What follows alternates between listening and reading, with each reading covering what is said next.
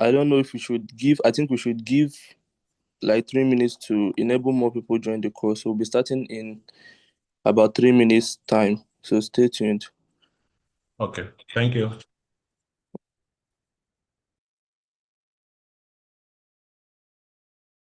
This meeting is being recorded.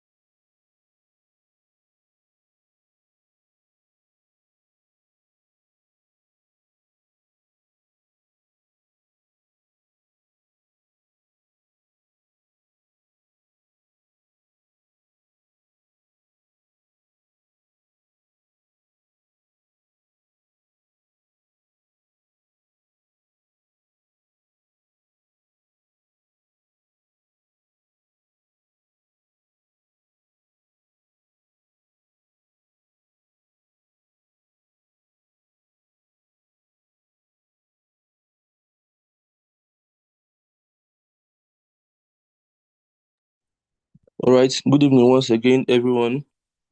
Welcome to November Technical Lecture.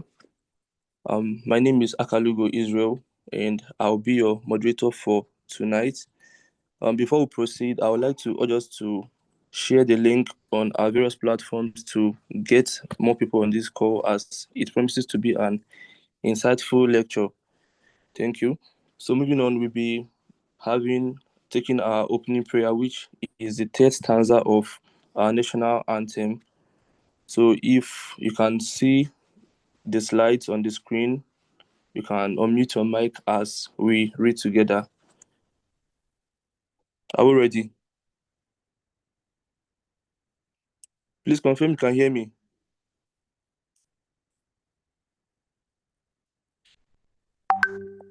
Yes, we can hear. Please. All right. So without wasting much time, we take our opening prayer at the count of 1, 2, 3. O God of all creation, grant this our one request. Help us to build a nation where no man is oppressed, and so with peace and plenty, Nigeria may be blessed. Amen. All right. Thank you for that. Now we'll be moving on to the safety briefing, and I want to welcome Mr. Bashiru Isa Usman to take the safety brief. Mr. Bashiru, you have the floor. Okay, thank you very much, moderator. Confirm you can hear me, please. Sure, we can hear you. All right. Starting on the existing protocol. Good evening, all. I can see immediate past Nigerian Council Chair on call and all senior SP members on call. Good evening. So as usual, if you are joining the call with your phone or your device, ensure that you mute your mic when not speaking. And in the case that you want to speak, indicate by the raise of hand, and then you'll be recognized to speak. Or better still, you can use the chat button where you make your comments or ask your questions.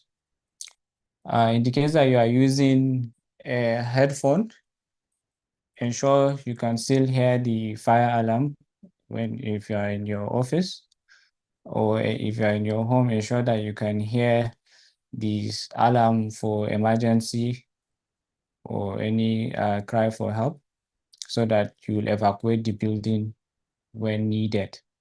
Be at alert and aware of your environment. If you are on the route, be careful and always stay safe. So maintain a good sitting posture. Do not lean your back to exert stress on your spinal cord, and ensure you carry out the 20-20 rule. When you are watching your screen for 20 minutes, take 20 seconds to view an object that is 20 meters away from you. That is it from me. Thank you very much for listening, and I wish you a wonderful deliberation. Over to you, moderator. All right, thank you, Mr. Bashiru, for that safety briefing. So now we're moving on to the opening remarks, and I want to welcome no other person than the Section 104 Chair, Dr. Oluwaseun Adetuna. Dr. Adetuna, you have the floor.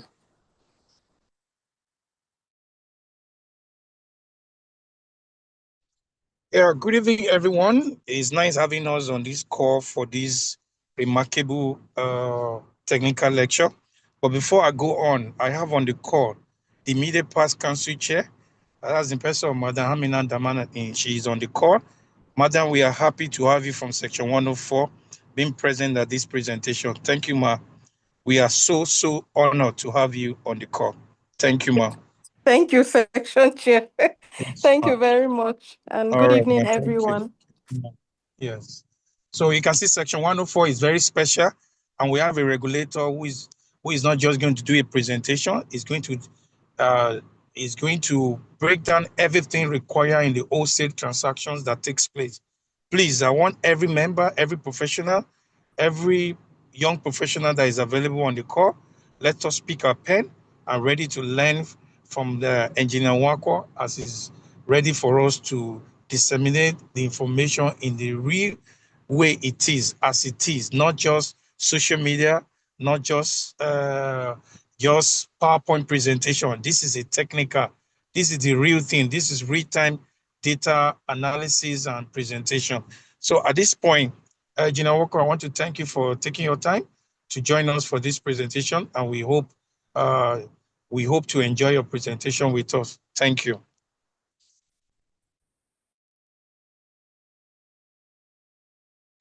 All right, thank you, Dr. Adetuna, for that opening remarks. So we are getting closer to the main business of the day.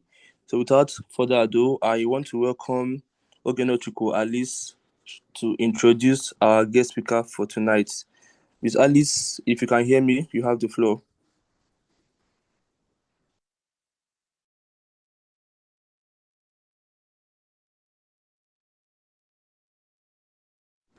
Please, is Ms. Alice on the call?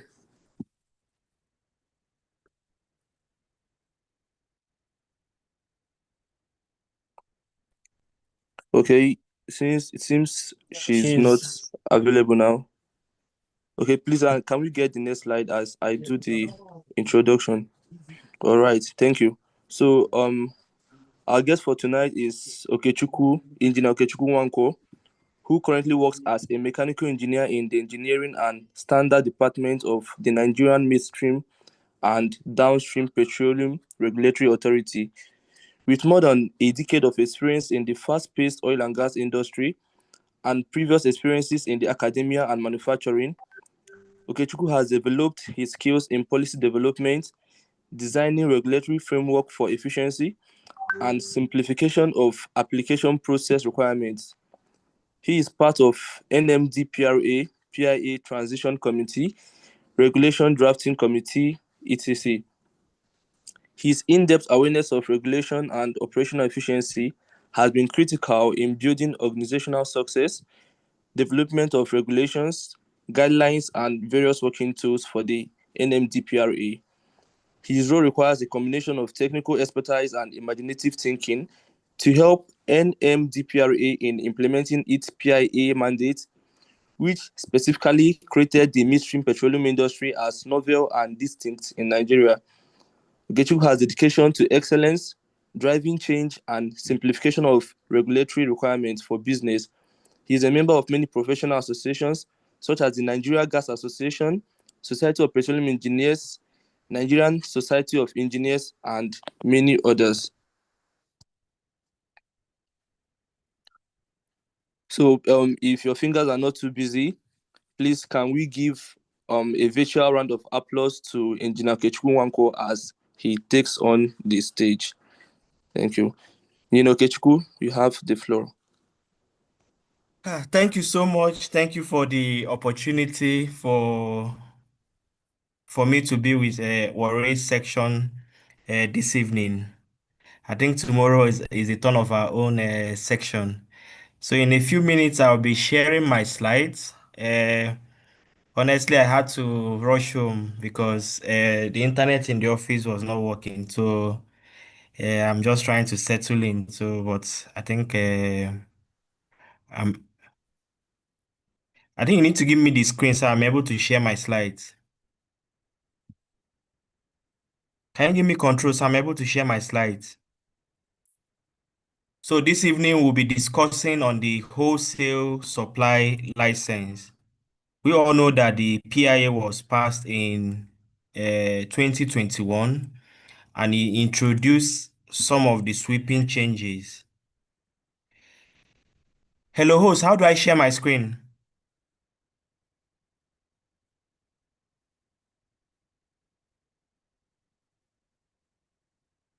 Okay, please hold on, sir. He's working on that. Okay. So we all know that the PIA was passed in 2021 and introduced a lot of sweeping changes. I know that unfortunately the industry is still struggling with some of those. Hello?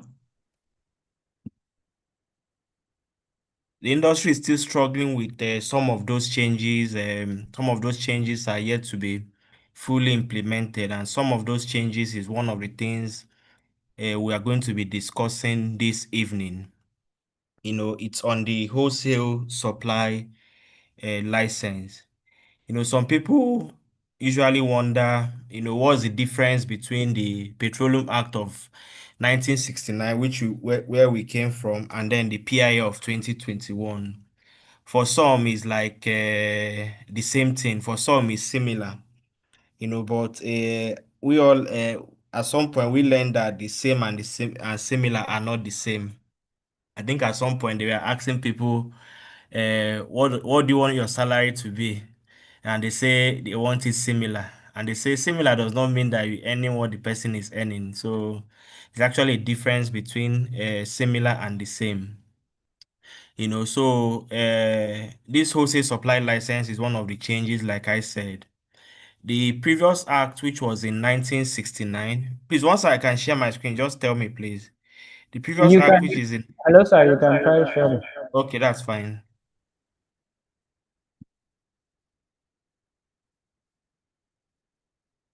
Okay, please confirm you can see my screen. Yes, it's visible. Okay. So the previous act, which was in 1969, which was like 10 or 15 years after we discovered oil, had only upstream and downstream. And you can imagine then that the primary drivers of our industry as at then were the IOCs. So under the previous Act of 1969, if you got an OML, it meant that you had the right to win, work, carry away, transport, and export. So meaning that if I'm an upstream producer, I have the sole right of exporting whatever I have produced. And then you can, now there's the word we all refer to, which is a marketer. People don't know the definition of marketer by law. This marketer was first used in the Petroleum Act of 1969. And is somebody who has the right to import, distribute, and sell petroleum products.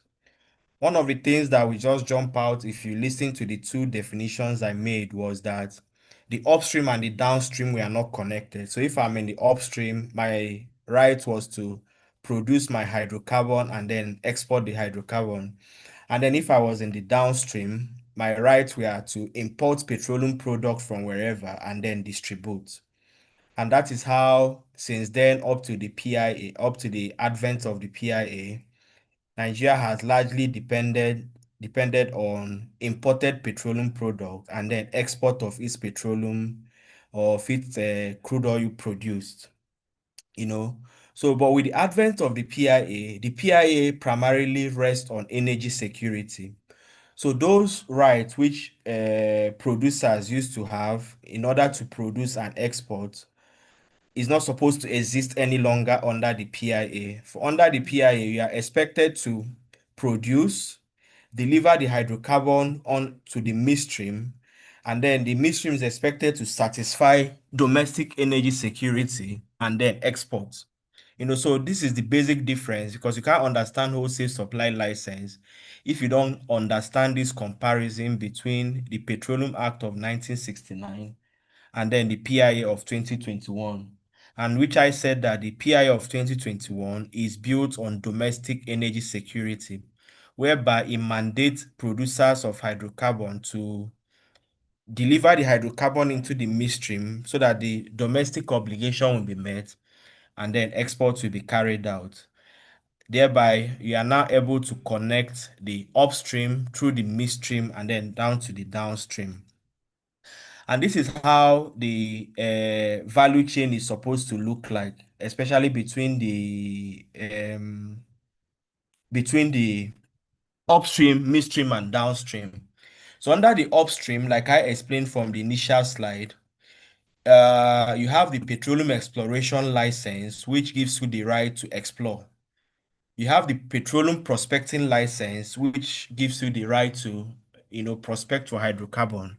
And prospecting here means I have the right to also drill hydrocarbon appraisal wells, if I remember very well. And then you have your petroleum mining lease, which now gives you the right to produce, right? So unlike the Petroleum Act of 1969, it does not include the power to export. After the production, it moves to the next part of the value chain, which is transportation, processing, storage, distribution, and retail.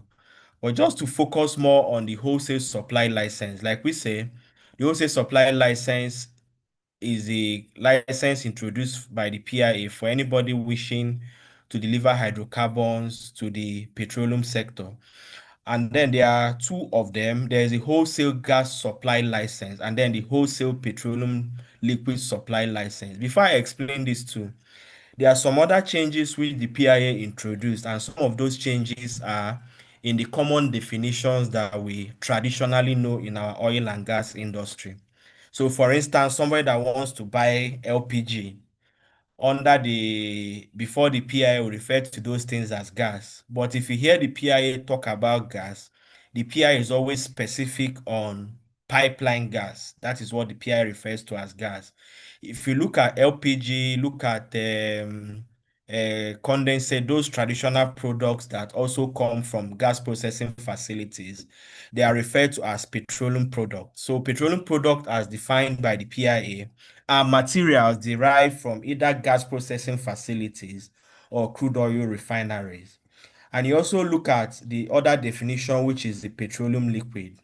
So some of those things which people traditionally refer to as crude oil, the PIA refers to it as petroleum liquids. So if you look at what we even export from most of our bulk storages and terminals, those things are petroleum liquids. Because if you look at the definition of in the PIA, the crude oil refers to when it's coming from the reservoir into the flow station.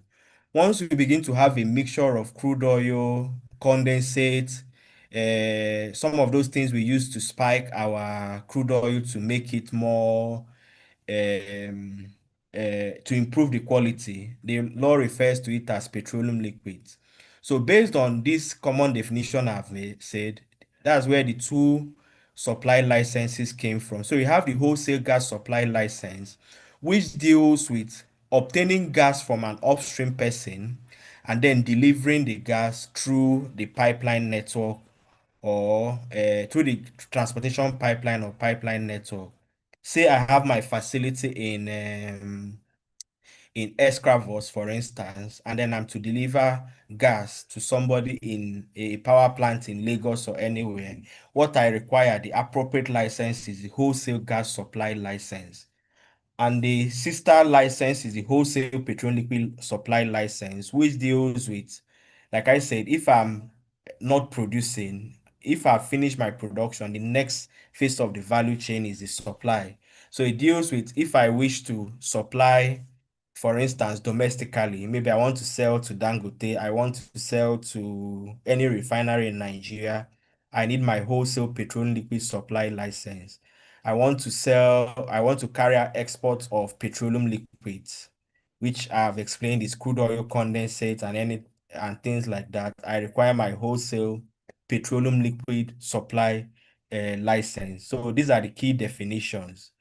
So we also know that the PIA is also founded on what we call permitted operations, right? So like I explained, the PIA has introduced two distinct streams. You have the upstream, the midstream, and the downstream. One of the things that the PIA mandates for you to operate in these three distinct streams, you are expected to register separate entities. What this means is that if I have a petroleum mining lease obtained from commission, I cannot use the same company to obtain a gas processing license or a refinery license. I have to register a separate, distinct midstream company or partner with a third party in order to process what I have produced. Same with downstream. So if I'm running a refinery, I'm also expected to do distribution of petroleum products under the same company name. And some of these were to, apart from even improving on job creation and ensuring that tax accruing to government is properly calculated, is also related to issues of arm's length. So the PIA is high on the issues of arm's length in terms of transparency in transactions. So between this party and the other, between the producer and the midstream, there's supposed to be that transparency. And I think I'll explain that when we get to some of the advantages of the wholesale supply license. So we've articulated some of the permitted operations according to PIA. So can I produce and supply the hydrocarbon I've produced? Yes, the PIA say you can do that under the same company, but I will require a petroleum mining lease issued by NUPRC and a petroleum wholesale supply license issued by NMDPRA. Can I do, we'll still go to the practical aspect. I know I'm still talking the theory. Can I do production and refining or processing? The PIA does not permit that. Can I do production and distribution? The PIA does not permit that. Can I do processing of my hydrocarbon and supply of my hydrocarbon? The PIA permits that, and it specifies the appropriate licenses you should use. Can I do gas aggregation and at the same time I'm processing hydrocarbon? The PIA says no. As a matter of fact, if you're a gas aggregator, the PIA does not permit you to obtain, you are not a qualified person for any other form of license within the PIA. So can I do supply and open access operation? So use, for instance, NGIC that operates an open access pipelines. The PIA does not allow them to own hydrocarbon because they are supposed to operate that on an open access basis. So we've tried to articulate some of those permitted operation. We've also tried to highlight, the difference between an upstream producer and a wholesale supplier. Like we said, in 1969, these two roles were combined. The assumption is if I'm a producer, I'm automatically a supplier by the Petroleum Act of 1969. But by the PIA, these are two very distinct roles of which you can play both, like we explained.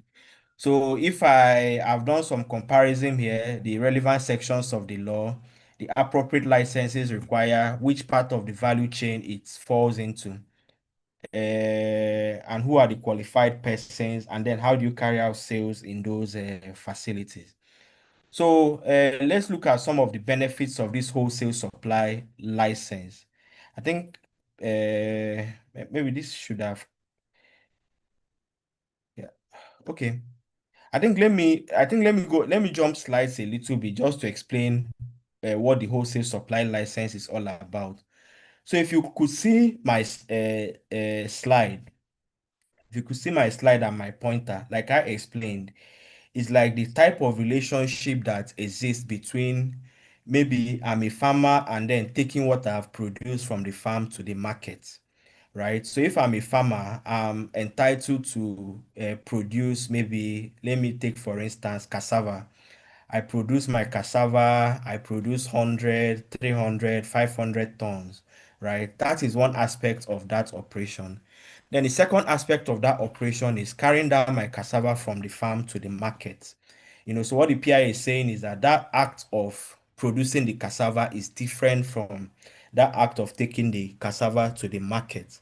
And for you to take that cassava to the market, you can either use a third party or you as a producer can do it yourself. So let's take different scenarios under the where this wholesale can occur. And we all know that the primary destination of whatever you produce is either going for export or is going to wholesale customers, let's say refineries in Nigeria, or is going to distribution. So if I produce, for instance, gas, right? I use my so I've produced my gas here. So the next thing is the next part of value chain, which is the supply, taking it to this point. If you look at the PIA, the gas processing facilities are expected to earn revenue by tariffs. The pipelines are expected to earn revenue by tariffs. So the wholesale supplier essentially takes it from the lease, pay tariff to the owner of this pipeline, pay tariff to the processing facility, pay tariff to the network if it's a network, and then deliver it to the customer. We all know that by this point, we are already having the what is it called? Let's take for instance link gas. So I've taken my associated or unprocessed gas from this point. I transport my unprocessed gas, pay tariff on the pipeline. I process my gas in the gas processing facility, pay tariff as well. The link gas maybe goes through the network to the power plants. Let's take for instance, you have your LPG. The LPG goes through the route of the wholesale petroleum liquid supply license, maybe to a bulk storage, and then from the bulk storage to a depot. The next diagram sort of puts it in a more broader context just to get the explanation. The other one was just supposed to be like a simple line diagram of the explanation. So take for instance, I have upstream facilities here. I use my wholesale supply. So here we've tried to isolate it into NAG. So I'm taking my NAG through this pipeline and I'm paying tariff. I bring it to a processing facility. The natural gas, the lean natural gas, goes through the pipeline into the strategic sector or other sectors through the, let's say, transportation network. The liquid, which is the petroleum liquid, for instance, condensate, NGL, goes into bulk storages. So, for instance, the Escravos terminal or whatever, and from there it goes straight to export, right? It can also go. Maybe when I share the slide, I think you'll be able to pick the diagram. But one of the things I want to note, or is where you have the wholesale petroleum liquid supply license. So it's like the way the PI have designed it is it's like the other licenses are like the body, the wholesale supply license is like the blood. It is a continuous flow. It's a continuous flow of hydrocarbon through the value chain in order to get it to the customer. So let me just go back a little bit to also discuss one of the benefits. So if you have followed my presentation closely, the wholesale supply license essentially establishes what is the delineation between upstream and midstream. Like I explained, if I'm a farmer, the PIA says stop at farming. Taking it to the customer is in the midstream operation, and I require a separate license to do that. So we look at optimization of asset through the wholesale supply license. Processing facilities, storages are meant to be optimized. So if I have like 4 fields that are producing hydrocarbon, you can have the different suppliers using the same gas processing facilities and paying tariffs on them. So let's take for instance, and it's even practical, let's take for instance NLNG that has maybe 3 or 4 different people supplying gas through the facility in order to produce LNG. So these are ways in which it optimizes assets. We look at alternative to gas aggregator function. This is one of the key importance of this wholesale supply license. For some reasons, most people think that gas under the PIA is purely a regulated market, but there's an alternative. So if I'm a wholesale gas supplier, I'm not bound to sell my gas at the regulated price. The PIA permits me to do willing buyer, willing seller. The only people that are supposed to do the regulated price, domestic based price, are meant to be the aggregator. And their role only comes in when the producer does not get a willing buyer, willing seller for that volume of gas intends to for that is domestic obligation. So if I'm a producer, I have 2 ways. Let me just throw more light to you. If I'm a producer, I have 2 ways of meeting my domestic obligation. The primary way I want to use is to engage a wholesale supplier of the strategic sector through the willing buyer, willing seller basis. But if I'm unable to secure a deal in that direction, that is when the role of the gas aggregator activates. I've already discussed the issue of energy security and even comparing it to the Petroleum Act of 1969 to say that the wholesale supply license guarantees energy security. If you look at Section 31G of the PIA, it mandates NMDPIA to ensure crude oil supply to domestic refineries to be specific. And how that was supposed to work is a check and balance system whereby the upstream regulator issues obligation, and those obligations are enforced when you get to the midstream in order to ensure that those obligations are met. Streamlined accountability, like I said, if we fully implement the PIE, also if we fully implement the wholesale supply license, it includes an entrenched transparency to the extent that upstream are meant to report production, and then the midstream are meant to report the utilization. So let's take, for instance, commission reports that we have produced 1.8 million barrels of crude. Through the wholesale supply license, the utilization of that 1.8 million barrels is to be accounted for. So how many went to the local refinery, how many went for export, and of course the balance is the crude oil theft that is being talked about, because those figures are meant to balance less of losses. And then I think I've explained this with both in terms of transparency. So government can exactly know where the losses are coming from, where you have those two separate account books. So what do I require to do this wholesale supply license? There are essentially 4 things that are required. Number 1, you need your hydrocarbon source.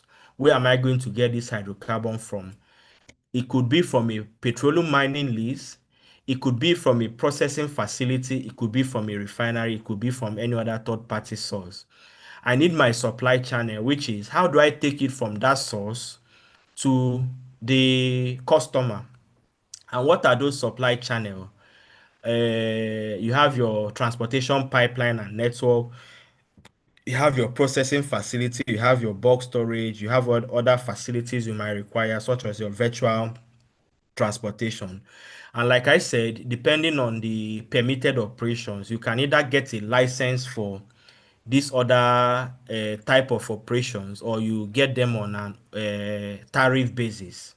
I mean, you pay somebody to do the operation for you. So take for instance, I register a company, I go to an upstream company, take for instance Chevron, I negotiate with them, I buy a volume of hydrocarbon, I pay my tariff for the pipeline that will take it to a processing facility where the gas is stripped. I go to NGIC, I also get a transportation agreement and I transport it to a power plant in Lagos. So I'm actually in business as a wholesale supplier. So we want to see your metering philosophy. How do I account for this my hydrocarbon all through the chain? And then the last but not the least is the wholesale customer. Who am I expected to sell this to? Right? So wholesale customer can be wholesale customer of gas or wholesale customer of petroleum liquids. Like I explained, wholesale customer of gas is not LPG, is not which other one now? Wholesale customer of gas are those people that it's not even LNG. Wholesale customers of gas are those people that get gas from the network, right? So one, the delivery point, the expected volume, and what the customer will use the hydrocarbon for. So if you incorporate those four, so this is like my source, these are my customers, and these are the supply channel. So it's going to move through a processing facility, through a pipeline to the customer. It may move through a processing facility, through the storage to the customer. It may move directly from the lease for export. So take for instance an FPSO. I've produced my hydrocarbon in the FPSO. The next thing is that I need a wholesale supply license to carry out the export. It may even move from the lease into a bulk storage, and from the bulk storage, it moves for export. So I can produce from my lease. I take it to Escravos terminal where it is stored. I pay Escravos their tariff, and then from there it is exported, right? So it's like the connection between the wholesale supply license, like the connection between the upstream and then the sales. We all know that the way the PI is designed in a way that all upstream operations are meant to be monetized in the midstream. So I think those are things that we can answer when maybe questions are raised. So I've explained the detailed supply channel. So who are the qualified person, like I explained? For wholesale supply license, you have the third party. I've explained the situation where I can just register a company and do this and just use tariff basis to get to the customer. It can be affiliate of lessees, and we've seen some people make these applications a lot. It can be, I can't cite any example in Warri area, but I think I remember. It can be equity partners of lessees. We've seen situations where NNPC and NNPC and maybe Chevron are partners to a lease. And from time to time, each of them do their exports on their own, so they are supposed to do that on the basis of wholesale supply license. It can also be a customer, it can also be a crude oil refiner. And who are wholesale customers of natural gas? We've talked about the wholesale customers of the strategic sector. I think we should know them. Gas-based industry, gas to power, and then gas to commercial. We have the gas distributors. We have the retail gas suppliers, mainly the people that own, these are the people that own the CNG facilities and any other off-taker. And who are the wholesale customers of petroleum liquid? I've defined what this petroleum liquid is in accordance with the law. It can be a refiner, and then it can also be distributors, as the case may be. So what are the duties of the wholesale supply license holder? The primary reason is reliable supply to the customer. So if I'm a power plant, I don't care, I'm in a business of generating power. How the gas comes into my facility is none of my business. So the person to take up such kind of responsibility is the wholesale supplier to ensure that gas is delivered to me as appropriate. If I'm a refiner, for instance, it's also not my business to, and I think I'll give an example here. It's also not my business to search for crude oil for my refinery. I'm supposed to have a wholesale supplier whose work is to ensure reliable supply of crude oil to my refinery. So my business ends at refining that hydrocarbon. In fact, even the sales of that hydrocarbon is also to be carried out by the wholesale supplier. So it's also to be carried out by the wholesale supplier. But remember, the refiner is also qualified to be a wholesale supplier. And maybe let me throw a bit more light to this. So if you look at the PIA, the refineries are designed as wholesale customers of crude oil. So meaning that what the refinery requires is to get just have your money, and then a wholesale supplier be willing to maintain that reliable supply of crude oil or petroleum liquid into your facility. However, the PI also permits you to be a qualified person for the wholesale supply license, meaning that you can get your wholesale supply license and then go to a lease and also get the hydrocarbon by yourself into your refinery. It's only when those two arrangements doesn't work, that is when the PIA calls for domestic obligation, which I think I will possibly explain if somebody raises that as a question. We'll talk about remittance of levies and all that. And then part of the requirement of this wholesale supply license is also the wholesale levy. And in accordance with the regulation published by the authority, the wholesale transaction is a bilateral transaction between the wholesale supplier and the wholesale customer. So the responsibility to remit 0.5% of the wholesale price falls on the wholesale supplier and is meant to go to the authority fund and then the MDGIF. So that is the framework. I've as an additional slide, I've listed some of the specific licenses that the PIA have prescribed under each part of the value chain in order to also throw more light, especially when you're studying the wholesale supply license. So like we tried to explain, the mining lease under the PIA does not include that power to export. Your powers actually terminates as custody transfer of the hydrocarbon you have produced into the midstream. So the upstream is meant to form the feedstock into the midstream, and then from the midstream, the wholesale supply is expected to complete the transaction.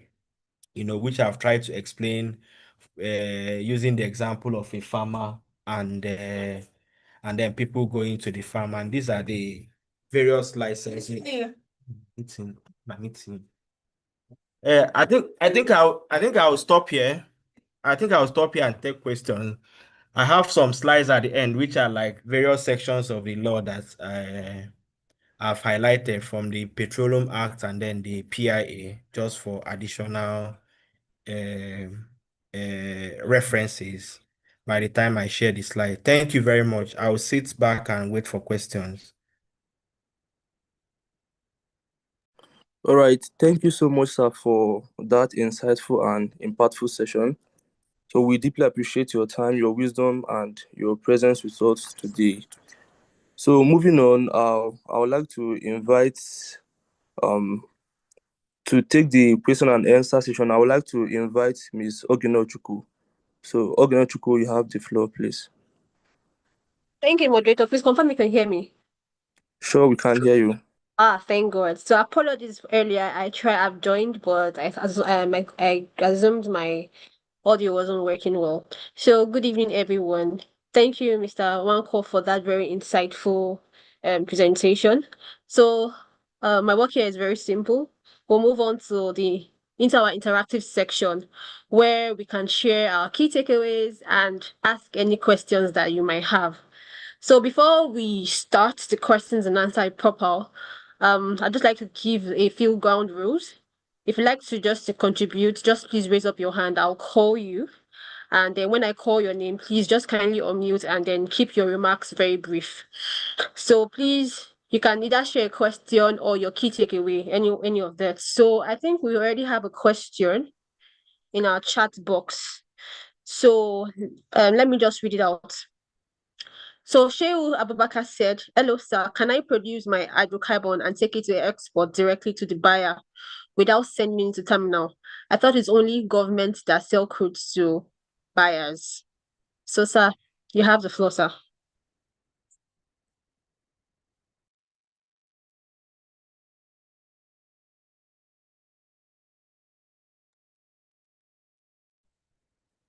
Sir, can I be heard?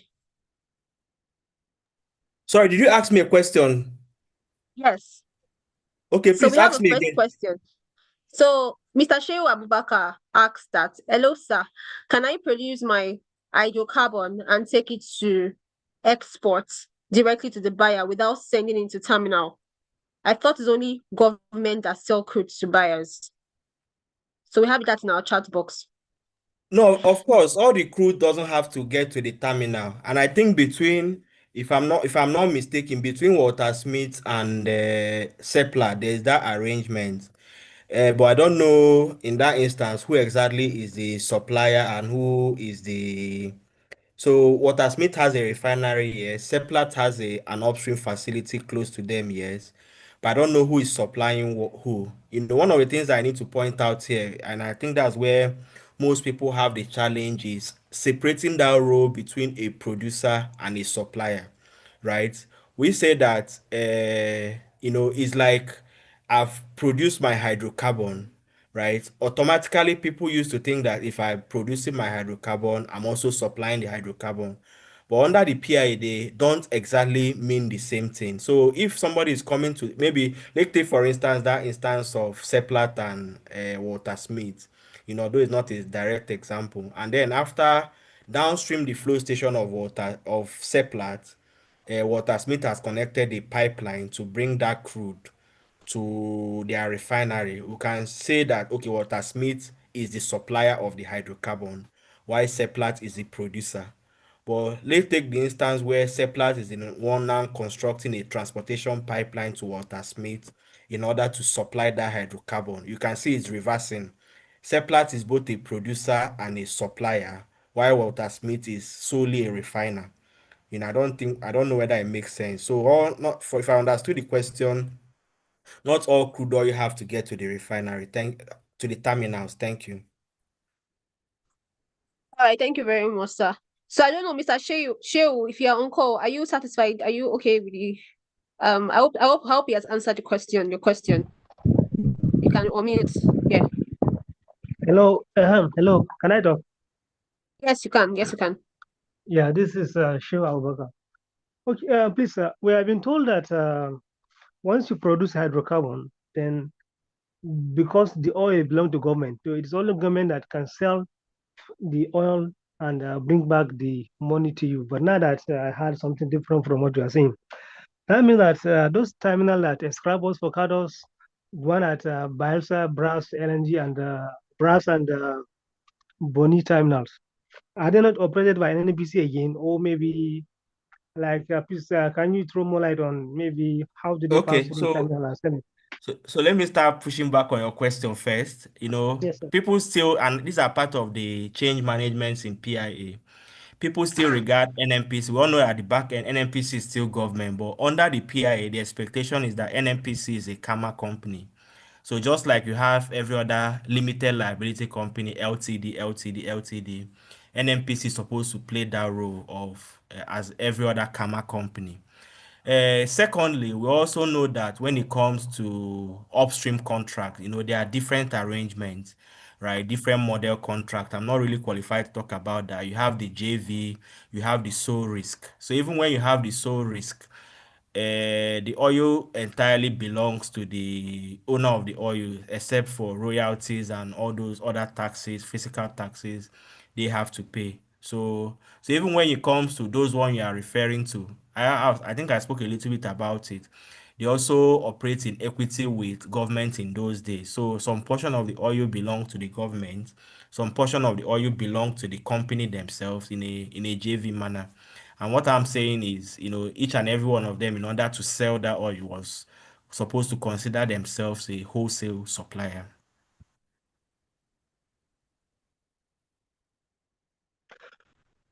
Okay, thank you, sir. It's very clear now. Thank you very much.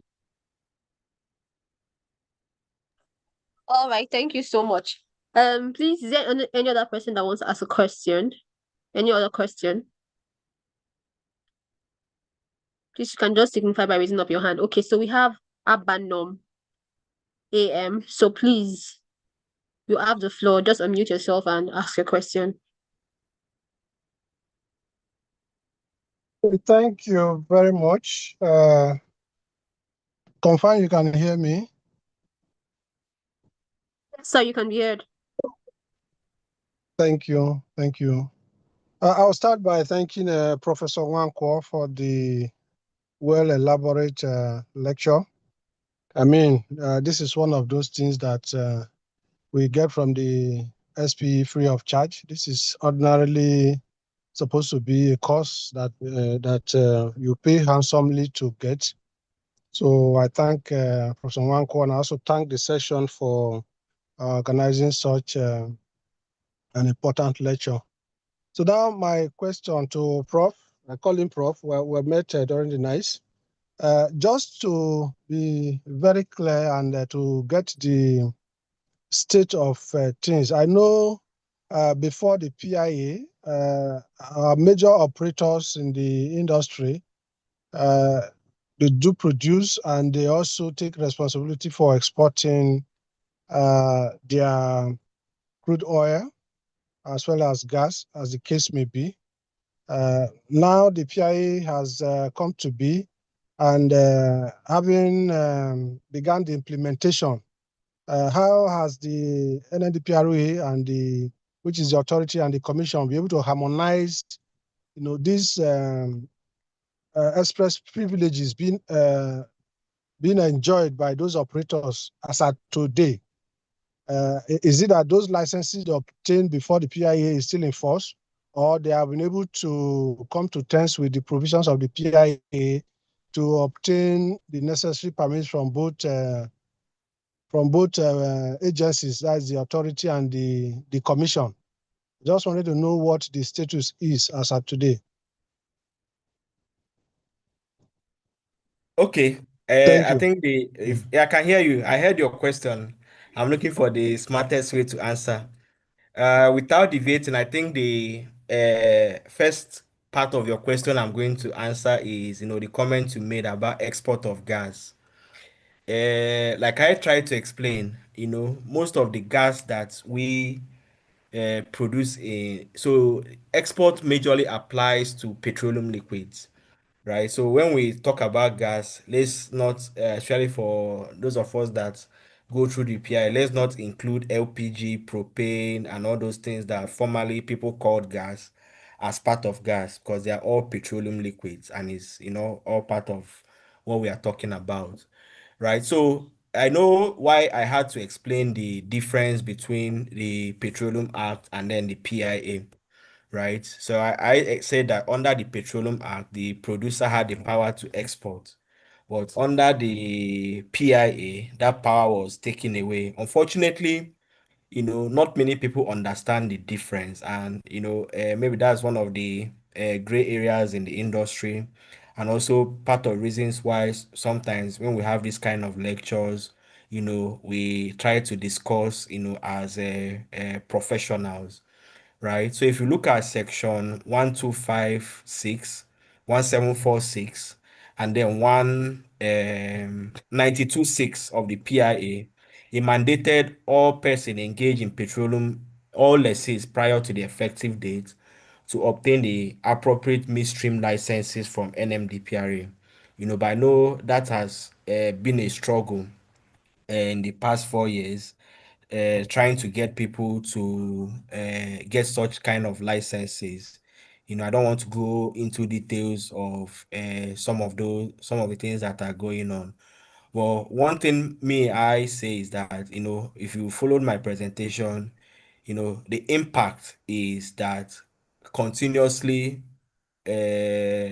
people continue to export hydrocarbon, and then you have refineries. If you look at the news, you have refineries importing crude oil because they cannot get hydrocarbon that is produced at the backyard. This gap is as a result of this low understanding and understanding difference between the Petroleum Act and the PIA. Under the PIA, all refineries, and I repeat, all refineries are guaranteed crude oil prior to export. For Nigeria will not be able to export crude oil unless it satisfies its local requirements, right? And I repeat, I've heard in the news where people talk about, no, there are existing contracts. No, people have contracts prior to PIA, but if you examine it closely, that is not the challenge. The challenge is actually the underperformance of leases, right? Because the expectation is leases are issued to operators in trust. It is the NUPRC that tells the operator exactly what to produce based on so many factors, including OPEC quota and what Nigeria requires. So, some of this gap, continue to make Nigeria experience some of these challenges where, maybe if you listen to the news, Dangote is still importing petroleum, crude oil. Even other refineries are struggling with obtaining feedstock for their refineries. And like I said, if you trace it, the root cause is this gap in the understanding of the wholesale supply license.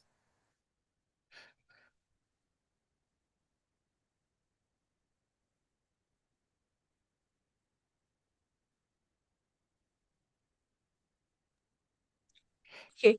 Mr. Abanom, please confirm that you're satisfied with your answer.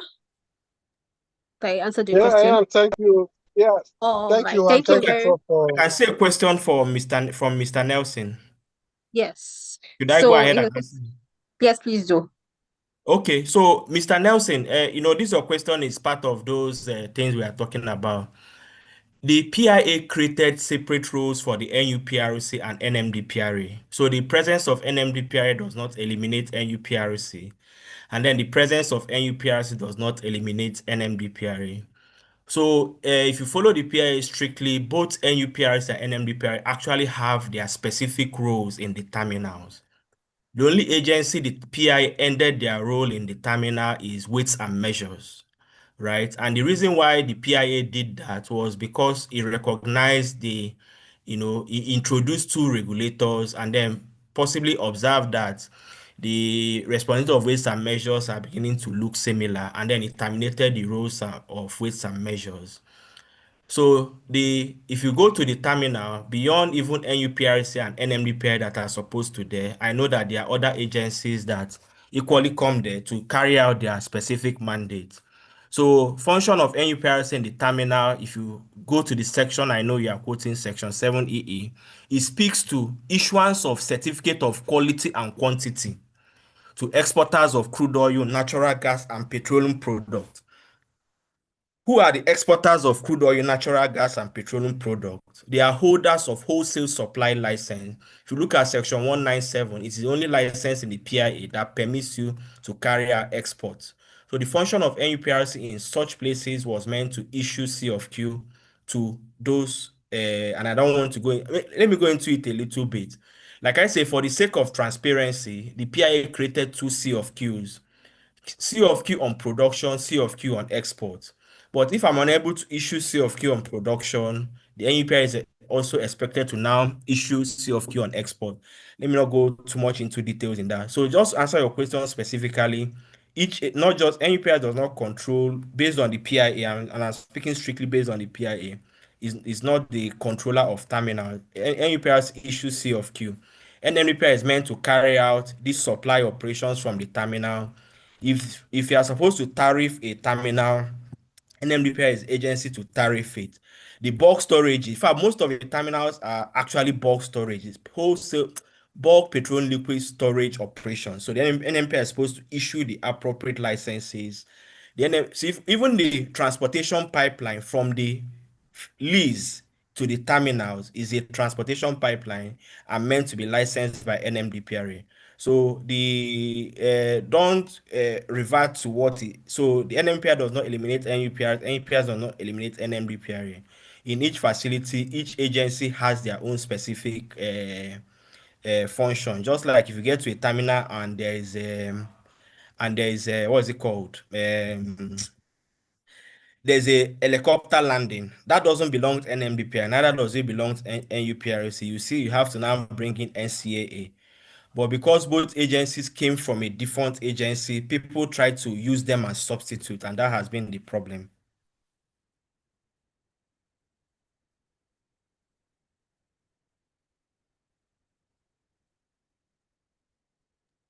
Okay, thank you very much, sir. And Nelson, Yeah, I don't yeah, know if he answered your question.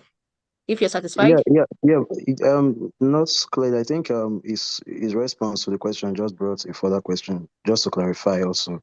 So you're saying that none of these regulatory bodies are the controller of the export terminals, because I can still remember, according to the PIA, this conflict came up and it was resolved that any PRC should be the controller, because these terminals are regarded as part of the upstream operations. So I don't know if I'm correct. So, Nelson, just to nail your question, so if you look at that resolution has reversed us back to Petroleum Act of 1969, right? Because like I said, under the Petroleum Act of 1969 was where producer had power to export, right? Under the PIA, a producer has no such power except he's a wholesale supplier. But because traditionally that is how people understood it, that was why it was resolved in that manner. And I've tried to reel out, when I answered Professor Abanom's question, some of the impacts that even currently, some of the people in charge have not really observed. That the reason why, despite the PIA prescribing that domestic obligations are guaranteed, you still go to the news and see that refineries are importing crude oil. It's just that this chain is not being followed. I don't know whether that answers the question. So in reality, currently, based on special government directive, yes, the NMDPRA is not in the terminal. However, the original intent of the PIA was for both agencies to control different operations in the terminals. I don't know whether that makes sense. Yes, you make a lot of sense. Thank you very much. Yeah, you're welcome. Hi, thank you very much, sir. I thought I saw Mr. Shields' hand up. I don't know. Maybe he dropped his hand. Okay. So I wouldn't know if there's another question. Please, Yeah, I saw one. My question is, Yes, has Mr. NMPR Shields. stopped?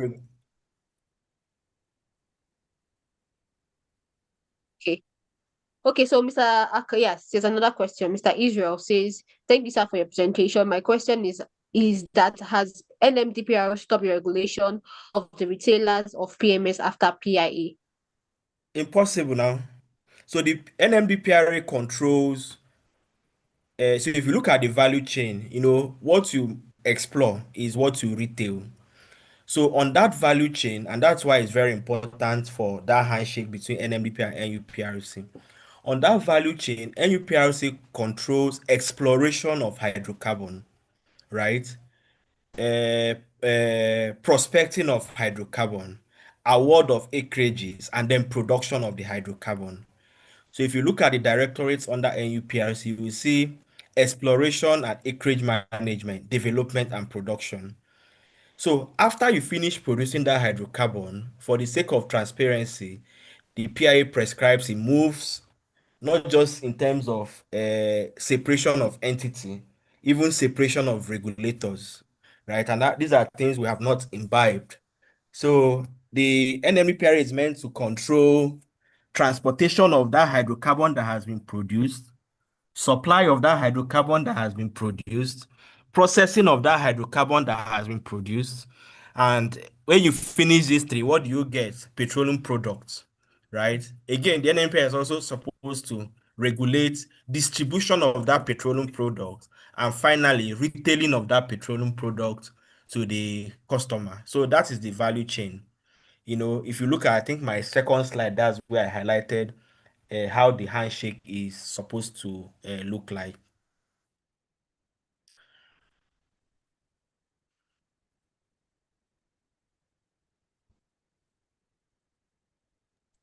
All right, Mr. Israel, please confirm that you're satisfied with your response. Okay, I've seen your hand. So thank you very much. I did not see any question in the chat box, and I did not see any hand up. I would like to thank our facilitator so much, Mr. Okechukwu. Thank you so much for that engagement. Thank you so much for the presentation. And then I'd like to thank the participants for the engaging question and answer section. So we'll now bring the question and answer section to a close. For if you'd want, I'm sure there's a link if you want to ask your questions offline or take some of these things offline. I'm sure the moderator would probably give the email address of Mr. Okechukwu. So if you have any questions after now, you can also always engage him. So over to you, moderator. Thank you very much, everyone. All right, thank you, Ms. Alice, for your session. Once again, thank you, Mr. Okechukwu, for the impactful session and also taking our questions. We appreciate. So moving on quickly, want to go over to the photograph session to be anchored by Mr. Bashiru. Sorry, Mr. Bashiru, hello. Before we go on, I would like Okay. if our immediate past council chair is still on the call, I would like her to especially help us to thank on behalf of council. We are privileged to have council leadership in the presentation. So, Mother, I would like you to help us to thank the presenter who coincidentally is from your organization, ma. We are still on the call, ma. Section chair, thank you very much for the honor. She's my madam. Unfortunately, I came in here as a Okey's madam in the office, not as council, because I do not have council chair's permission to represent him at this, to represent council at this program. So I came in my own person. Okay. All right, Yes. ma. So as our guy in the office, would like you to help us to say a vote of thanks to the presenter, ma. All right. So on behalf of myself and HPPITI, would like to, and section Worry section chair, on behalf of, as on the power given to me by the section chair, I'd like to thank you for a very, very educative and insightful program. Like listening to you again, I mean, we've gone through this with you before, in the office, and I'm like, okay, I'm still learning again and getting further insight into how it all works out. And I hope that more people and other people too got the same insight that I got. Truly, if we adopt this wholesale license supply, the entire industry is going to be the better for it, because we will see economic activities will improve, and even our production will be encouraged to improve. So I do hope that most of us will understand the reason, the concept of the PIA, and try to adapt it and see how we can start to work on it so that we can see the entire benefit before we even start to amend it. So on behalf of everyone, in line with standing on existing protocol, thank you once again and have a pleasant evening. And well done to Worry section for putting this together. All right, thank you, ma. We are very grateful anytime we have you. We are proud of your achievement, and we know we are, even having the presenter from you, we know the way you spoke just now reflect that it's not just a day's work, it's a continuous work, and we are happy to have you around. So over to you, moderator. Thank you. Thank you, ma. All right, thank you to our immediate past council chair. Thank you to my section chair. So it's time for our photograph session. Mr. Bashiru, over to you.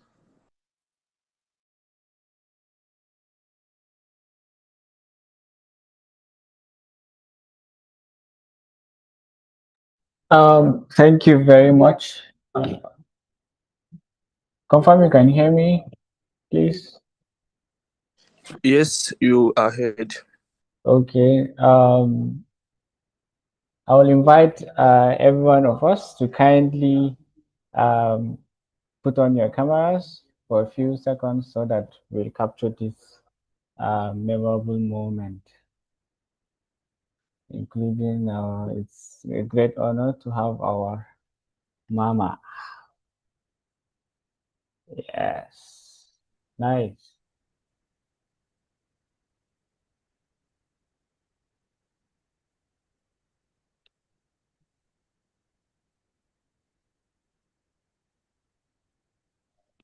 Okay. Section chair side, your camera is off.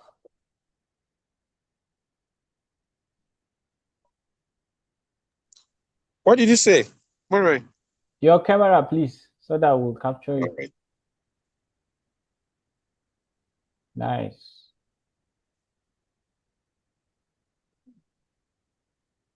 Actually, you're looking good though.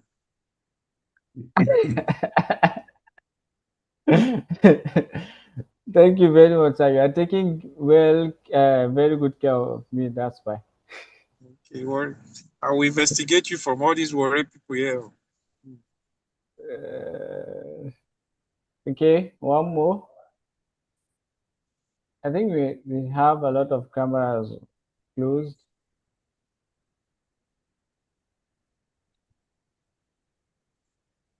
Okay. Nice. Thank you, immediate past council chair. Thank you, Mr. Facilitator. Thank you, our section chair, for these beautiful pictures. And over to you, Mr. Moderator, to round up the session. All right. Thank you so much, Mr. Bashir. So to take the vote of thanks and the closing remarks, I would like to welcome no other person than the program's chair, Warri Section 104, Engineer Elvis Deruji. Engineer Elvis, if you can hear me, please, you have the floor. Yeah, good evening once more. Can you hear me? Yes, we can hear you, sir. Okay, thank you so much. I think again, I want to start by appreciating immediate past council chair. There are certain things that you can't be taken away from you as long as that name is there. It's not an easy one to be a council chair. So wherever you find yourself, whether formal or informal, particularly within the SPE family, it will always be a privilege and a thing of honor to have you. So we really appreciate you very much for joining. And we want to thank the section chair, every other directors in our midst that have attended this special technical lectures. I want to equally, most importantly, thank Engineer Okechukwu Nwankwo. Really appreciate what you're doing. This presentation is an eye-opener. Honestly, those who are not here have missed a lot because we've been able to go through the value chain. The wholesale supply license is something a lot of people are wishing to know, and it's one clear new product of the PIA.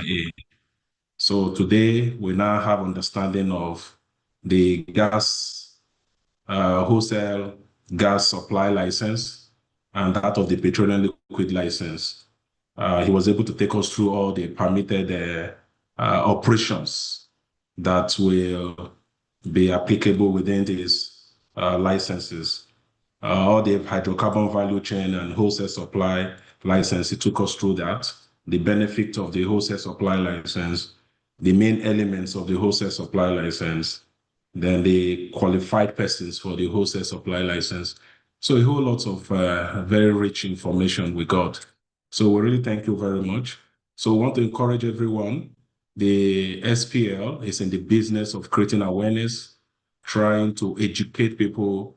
The industry is always evolving, it's always changing. Technologies are changing, policies are changing, and all that. So anyone who feels I have known it all and you just want to understand, oh, that means you're already living in the past. So just like immediate past council chair mentioned earlier, that even while listening to this presentation, she was learning over and over, and that is how life is. So in SP, we always create that opportunity and a forum for every one of us to keep learning, keep growing, and so that we can remain very resilient and agile as the life, the industry is evolving. So once more, I want to thank every one of us, and we look forward for the next month's TL section. Thank you very much.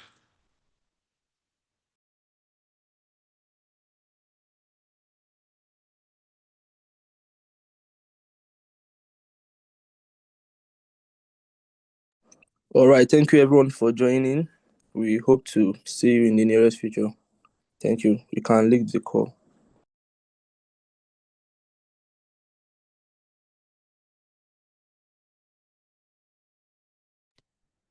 Thank you all. Enjoy the rest of your evening.